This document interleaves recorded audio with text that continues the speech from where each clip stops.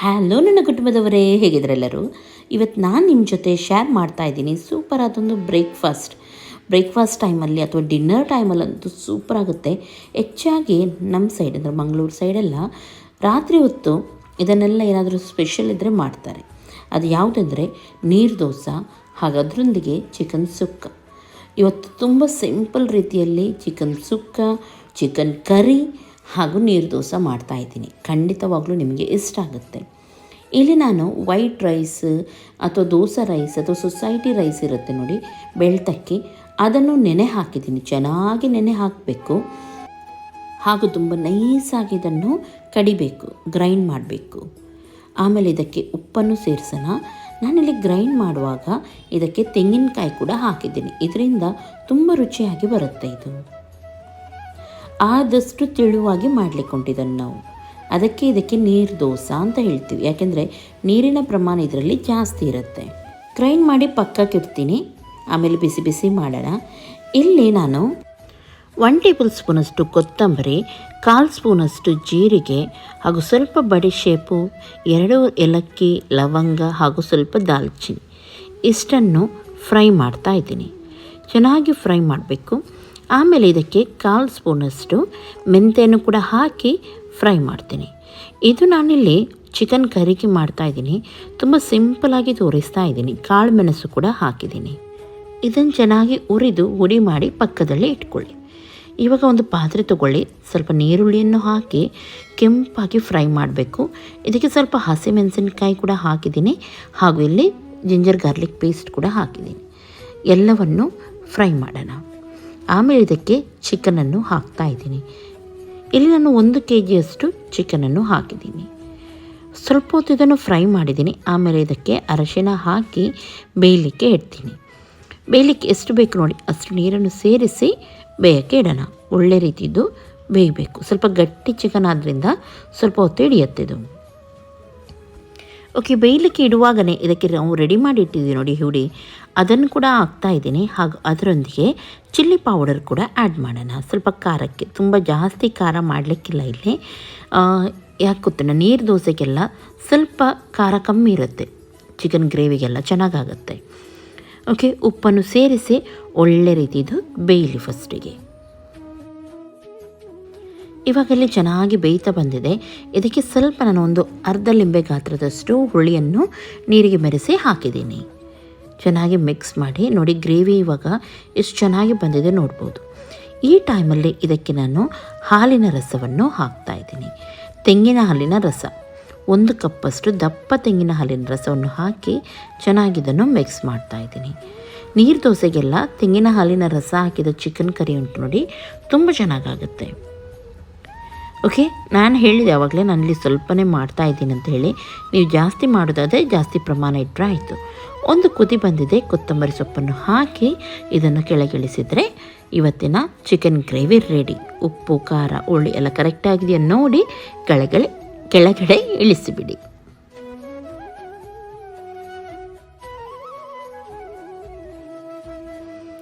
ಇವಾಗ ಇಲ್ಲಿ ಕೋಳಿ ಸುಕ್ಕಕ್ಕೆ ನಾನು ಟೈಸನ್ ಕೋಳಿ ತಗೊಂಡಿದ್ದೀನಿ. ನೋಡ್ಬೋದು ನೀವು, ಸಣ್ಣ ಸಣ್ಣ ಪೀಸ್ ಮಾಡಿದ್ದೀವಿ. ಇದಕ್ಕೆ ಉಪ್ಪು, ಅರಶಿನ ಹಾಗೂ ನೀರನ್ನು ಬೆರೆಸಿ ಫಸ್ಟಿಗೆ ನಾನು ಬೇಯಲಿಕ್ಕೆ ಇಡ್ತೀನಿ. ಯಾಕೆಂದರೆ ಇದು ತುಂಬ ಹೊತ್ತು ಹಿಡಿಯುತ್ತೆ ಬೇಯಲಿಕ್ಕೆ. ನೀವು ಬಾಯ್ಲರ್ ಕೋಳಿ ಸುಕ್ಕ ಎಲ್ಲ ಮಾಡೋದಾದರೆ ನನ್ನ ರೆಸಿಪಿ ಚಾನಲಲ್ಲಿದೆ ಯಾವ ರೀತಿ ಮಾಡೋದಂತೇಳಿ. ಮೊದಲೇ ಒಗ್ಗರಣೆಲ್ಲ ಇಟ್ಟು ನಾವು ಮಾಡ್ಬೋದು ಅದನ್ನು. ಓಕೆ, ಇವಾಗ ಮೆಣಸನ್ನು ಫ್ರೈ ಮಾಡಲಿಕ್ಕುಂಟು. ಇಲ್ಲಿ ನಾನು ಬ್ಯಾಡಗಿ ಮೆಣಸು ಹಾಗೂ ಸ್ವಲ್ಪ ಗುಂಟೂರು ಮೆಣಸು ತಗೊಂಡಿದ್ದೀನಿ. ಇದಕ್ಕೆ ನಾನು 3 ಟೇಬಲ್ ಸ್ಪೂನಷ್ಟು ಕೊತ್ತಂಬರಿ ಕಾಳನ್ನು ಸೇರಿಸ್ತಾ ಇದ್ದೀನಿ. ಹಾಗೂ ಇದು ಸ್ವಲ್ಪ ಫ್ರೈ ಆಗಿದೆ. ಇದಕ್ಕೆ ನಾನು 2 ಟೇಬಲ್ ಸ್ಪೂನಷ್ಟು ಜೀರಿಗೆಯನ್ನು ಕೂಡ ಹಾಕ್ತಾ ಇದ್ದೀನಿ. ಓಕೆ, ಚೆನ್ನಾಗಿ ಫ್ರೈ ಆಗಿದ್ದೆ. ಇದನ್ನು ತೆಗೆದು ಪಕ್ಕಕ್ಕೆ ಇಟ್ಕೊಳ್ಳೋಣ. ಒಳ್ಳೆ ರೀತಿದು ಫ್ರೈ ಆಗಬೇಕು. ಲೋ ಫ್ಲೇಮಲ್ಲಿ ಫ್ರೈ ಮಾಡಿ. ಇವಾಗ ಇದಕ್ಕೆ ಒಂದು ಅರ್ಧ ಸ್ಪೂನಷ್ಟು ಮೆಂತ್ಯ ಕಾಳನ್ನು ಕೂಡ ಹಾಕ್ತಾಯಿದ್ದೀನಿ. ಇದನ್ನು ಕೂಡ ನಿಧಾನವಾಗಿ ಫ್ರೈ ಮಾಡಿ ಸ್ವಲ್ಪ ಕಂದು ಬಣ್ಣ ಬಂದಿದ್ದೆ ಇದನ್ನು ತೆಗೀರಿ ಹಾಗೂ ಅದೇ ಮಸಾಲಕ್ಕೆ ಹಾಕಿ. ಆಮೇಲೆ ಸ್ವಲ್ಪ ನಾನಿಲ್ಲಿ 1/4 ಕಪ್ಪಷ್ಟು ಕಾಳು ಮೆಣಸು ಹಾಗೂ ಇಡೀ ಗರಂ ಮಸಾಲ ಎಲ್ಲನೂ ಸ್ವಲ್ಪನೇ ತೊಗೊಂಡಿದ್ದೀನಿ ಹಾಗೂ ಸ್ವಲ್ಪ ರೋಸ್ಟ್ ಮಾಡ್ತಾ ಇದ್ದೀನಿ. ಇಲ್ಲಿ ನಾನು ಗರಂ ಮಸಾಲ ಯಾವತ್ತು ಜಾಸ್ತಿ ಹಾಕಲ್ಲ, ಹಾಗಾಗಿ ಕೆಲವರು ಜಾಸ್ತಿ ಹಾಕ್ತಾರೆ, ನಿಮಗೆ ಇಷ್ಟ ಇದ್ದರೆ ನೀವು ಹಾಕ್ಬೋದು ಜಾಸ್ತಿ. ಆಮೇಲೆ ತೆಂಗಿನಕಾಯಿಯನ್ನು ನಾವು ಒಳ್ಳೆ ರೀತಿ ಫ್ರೈ ಮಾಡಲಿಕ್ಕೆ ಉಂಟು. ಇದರ ಕಲರ್ ಚೇಂಜ್ ಆಗೋವರೆಗೂ ಫ್ರೈ ಮಾಡಿ. ಇಲ್ಲಿ ದೊಡ್ಡ ತೆಂಗಿನಕಾಯಿ ನಾನು ಫುಲ್ 2 ತೆಂಗಿನಕಾಯಿ ತೊಗೊಂಡಿದ್ದೀನಿ, ಯಾಕೆಂದರೆ ಸುಕ್ಕಕ್ಕೆ ಅದರ ಮಸಾಲನೇ ತುಂಬ ಟೇಸ್ಟ್ ಆಗಿರೋದು. ಓಕೆ, ಇಲ್ಲಿ ನಾನು ಇನ್ನೊಂದು ಸೈಡ್ ಬೇಯಲಿಕ್ಕೆ ಇಟ್ಟಿದ್ದೆ ನೋಡಿ ಚಿಕನ್. ಅದಕ್ಕೆ ಸ್ವಲ್ಪ ಗರಟೆ ಚಿಪ್ಪು ಹಾಕ್ತಾ ಇದ್ದೀನಿ. ಇದು ನಮ್ಮ ಹಿರಿಯರು ಹೇಳಿ ಬರೋದು, ಇದನ್ನು ಹಾಕಿದರೆ ಬೇಗನೆ ಬೇಯುತ್ತೆ ಅಂತ ಹೇಳಿ. ಬೇಯುತ್ತಾ ಇಲ್ವಾ ನಮಗೆ ಗೊತ್ತಿಲ್ಲ, ಆದರೆ ಅವರು ಮಾಡ್ತಾಯಿದ್ರು, ಅದನ್ನೇ ನಾವು ಕೂಡ ಕಂಟಿನ್ಯೂ ಮಾಡ್ತಾಯಿದ್ದೀವಿ. ಎಲ್ಲ ಮಸಾಲವನ್ನು ಹುರಿದು ನಾನು ಹುಡಿ ಮಾಡಿ ಇಟ್ಕೊಂಡಿದ್ದೀನಿ. ಅದಕ್ಕೆ ಸ್ವಲ್ಪ ನಾನು ಬೆಳ್ಳುಳ್ಳಿಯನ್ನು ಹಾಕ್ತಾಯಿದ್ದೀನಿ. ನಾನು ಫುಲ್ಲು ಗೆಡ್ಡೆ ಬೆಳ್ಳುಳ್ಳಿ ಉಂಟು ನೋಡಿ, 3 ಗೆಡ್ಡೆ ತೊಗೊಂಡಿದ್ದೀನಿ. ಹಾಗೂ ಅದನ್ನು ಸ್ವಲ್ಪ ಮಸಾಲದಲ್ಲಿ ಈ ರೀತಿ ಜಜ್ತಾ ಇದ್ದೀನಿ. ನೀವು ಬೇಕಿದ್ರೆ ಮಿಕ್ಸಿ ಜಾರಲ್ಲಿ ನೀವು ಹುಡಿ ಮಾಡೋದಾದರೆ ಏನು ಮಾಡಿ ಗೊತ್ತುಂಟ, ಲಾಸ್ಟಿಗೆ ಮಸಾಲೆ ಎಲ್ಲ ಗ್ರೈಂಡ್ ಮಾಡಿ ಆದಮೇಲೆ ಸ್ವಲ್ಪ ಬೆಳ್ಳುಳ್ಳಿಯನ್ನು ಹಾಕಿ ಗರ್ರ ಅಂತ ತಿರುಗಿಸಿ ಅಷ್ಟೇ. ಆ ಮಸಾಲಕ್ಕೆ ಲಾಸ್ಟಿಗೆ ಹಸಿ ಬೆಳ್ಳುಳ್ಳಿಯನ್ನು ಹಾಕಿ ಗರ್ರ ಅಂತ ತಿರುಗಿಸ್ಬೇಕು ನೀವು, ಯಾಕೆಂದರೆ ಬೆಳ್ಳುಳ್ಳಿ ಫುಲ್ ಗ್ರೈಂಡ್ ಆಗಲಿಕ್ಕಿಲ್ಲ ಇದರಲ್ಲಿ. ನೋಡಿ ಈ ರೀತಿ ಬರಬೇಕು, ಚೆನ್ನಾಗಿ ಜಜ್ಬೇಕು ಹುಡಿಯಲ್ಲಿ.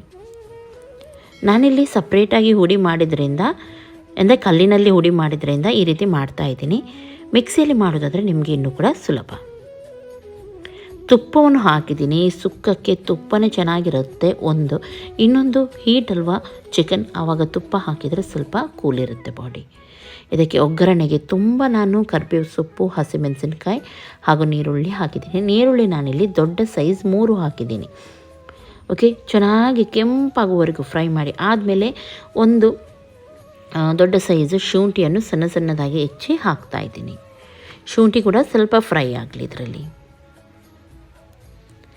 ಇವಾಗ ನಾನು ರೆಡಿ ಮಾಡಿಟ್ಟ ಮಸಾಲವನ್ನು ಹಾಕ್ತಾಯಿದ್ದೀನಿ. ಬೆಳ್ಳುಳ್ಳಿ ಕೂಡ ಇದಕ್ಕೆ ಹಾಕಿದ್ವಿ. ಬೆಳ್ಳುಳ್ಳಿ ಇಲ್ಲಿ ಜಾಸ್ತಿ ನಾವು ಅಂದರೆ ಖಾಲಿ ಡ್ರೈ ಆಗಿ ಎಣ್ಣೆಗೆ ಹಾಕಲಿಕ್ಕಿಲ್ಲ, ಈ ರೀತಿ ಮಸಾಲದಲ್ಲೇ ಹಾಕಿದರೆ ಅದರ ಫ್ಲೇವರ್ ತುಂಬ ಚೆನ್ನಾಗಿ ಬರುತ್ತೆ. ನಾನು ಹೇಳಿದ ರೀತಿಯೇ ಮಾಡಿ, ಸುಕ್ಕ ತುಂಬ ಚೆನ್ನಾಗಿರುತ್ತೆ. ತುಪ್ಪದಲ್ಲಿ ಲೋ ಫ್ಲೇಮಲ್ಲಿ ಒಂದು 2 ನಿಮಿಷ ಈ ಮಸಾಲವನ್ನು ಇದೇ ರೀತಿ ಫ್ರೈ ಮಾಡಿ. ಇವಾಗ ಚಿಕನ್ ಒಂದು ಅರ್ಧದಷ್ಟು ಬೆಂದಿದೆ. ಈ ಟೈಮಲ್ಲಿ ನಾವು ಮಸಾಲವನ್ನು ಹಾಕಿಬಿಡೋಣ, ಯಾಕೆಂದರೆ ಚಿಕನಿಗೆ ಕೂಡ ಮಸಾಲೆ ಎಳಿಬೇಕಲ್ವ. ಹಾಗಾಗಿ ಮಸಾಲ ಹಾಕ್ತಾನೆ ಇದಕ್ಕೆ ನಾನು ದೊಡ್ಡ ಒಂದು 2 ಲಿಂಬೆ ಗಾತ್ರದಷ್ಟು ಹುಳಿಯನ್ನು ಚೆನ್ನಾಗಿ ನೀರು ಮಾಡಿ ಇದಕ್ಕೆ ಸೇರಿಸ್ತಾ ಇದ್ದೀನಿ. ಹುಳಿ ಇದ್ದರೆ ಚೆನ್ನಾಗಾಗುತ್ತೆ. ಒಮ್ಮೆಲೆ ಹುಳಿ ಸಾಕಾಗಲ್ಲ ಅಂತ ಇದ್ದರೆ ಆಮೇಲೆ ನೋಡ್ಕೊಂಡು ನೀವು ಹಾಕಿಬಿಡಿ. ಇವಾಗ ಎಲ್ಲವನ್ನು ಒಳ್ಳೆ ರೀತಿ ಮಿಕ್ಸ್ ಮಾಡೋಣ. ಘಮ ಪರಿಮಳ ಬರಲಿಕ್ಕೆ ಸ್ಟಾರ್ಟ್ ಆಯ್ತು ಇವಾಗ. ಓಕೆ, ಚೆನ್ನಾಗಿ ಮಿಕ್ಸ್ ಮಾಡಿದ್ದೀನಿ.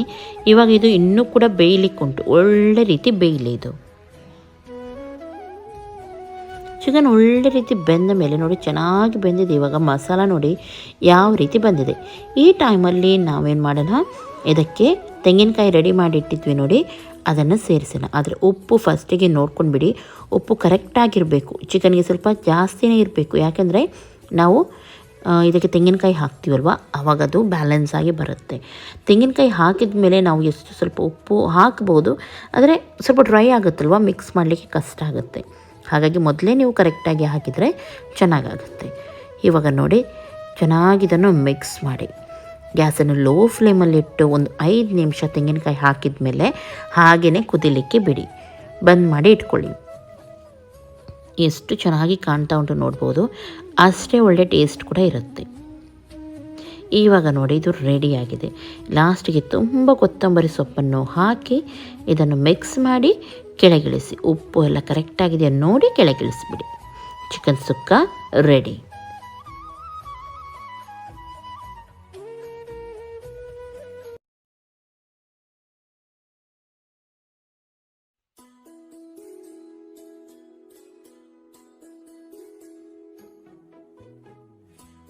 ಲಾಸ್ಟಿಗೆ ನೀರು ದೋಸೆ ಮಾಡೋದು ತುಂಬ ಸಿಂಪಲ್, ಎಲ್ಲರಿಗೂ ಕೂಡ ಗೊತ್ತು. ಸ್ವಲ್ಪ ನೀರು ಇರಬೇಕು, ಹಿಟ್ಟು ಆವಾಗಲೇ ಚೆನ್ನಾಗಾಗೋದು. ಒಳ್ಳೆ ರೀತಿ ಇದನ್ನು ಈ ರೀತಿ ತಿರುಗಿಸೋಣ. ಹಾಗೂ ನೀರು ದೋಸೆ ಹಾಕಿದ ಮೇಲೆ ಇದನ್ನು ಮುಚ್ಚಿಡಬೇಕು. ಆಮೇಲೆ ತೆಗೆದು ಇದನ್ನು ಫೋಲ್ಡ್ ಮಾಡಿ ತೆಗೆದರೆ ಆಯಿತು. ಒಳ್ಳೆ ರೀತಿ ಫ್ರೈ ಆಗ್ತಾ ಉಂಟು. ತೆಂಗಿನ ಎಣ್ಣೆ ಹಾಕಿ ಮಾಡಿದರೆ ತುಂಬ ಚೆನ್ನಾಗಾಗುತ್ತೆ ಇದು. ಫಸ್ಟ್ ಇದು ಸ್ವಲ್ಪ ಖಡಕ್ಕಾಗಿ ಬರುತ್ತೆ, ಕ್ರಮೇಣ ಪರ್ಫೆಕ್ಟಾಗಿ ಬರುತ್ತೆ. ಅದು ಯಾವಾಗಲೂ ಹಾಗೇ. ನೋಡಿ ಎಷ್ಟು ಸಾಫ್ಟಾಗಿ ಬರ್ತಾ ಉಂಟು. ಮಾಡ್ತಾ ಮಾಡ್ತಾ ನೋಡಿ ಚೆನ್ನಾಗಿ ಬರುತ್ತೆ. ಎಷ್ಟು ತೆಳು ಇರುತ್ತೆ ಅಷ್ಟು ಟೇಸ್ಟ್ ಇರುತ್ತೆ. ಓಕೆ, ಇವಾಗ ಎಲ್ಲ ಕೂಡ ರೆಡಿಯಾಗಿದೆ. ನೀವು ಕೂಡ ಇದನ್ನೆಲ್ಲವನ್ನು ಟ್ರೈ ಮಾಡಿ.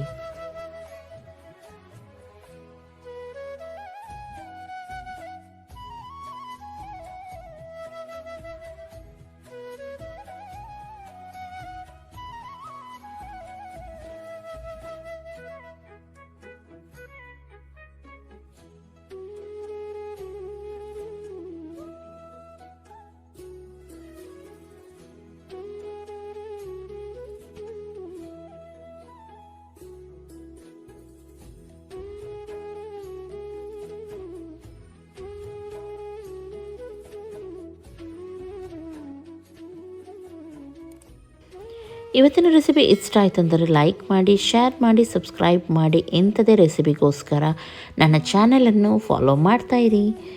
ಎಲ್ಲರಿಗೂ ಟೇಕ್ ಕೇರ್. ಬಾಯ್ ಬಾಯ್.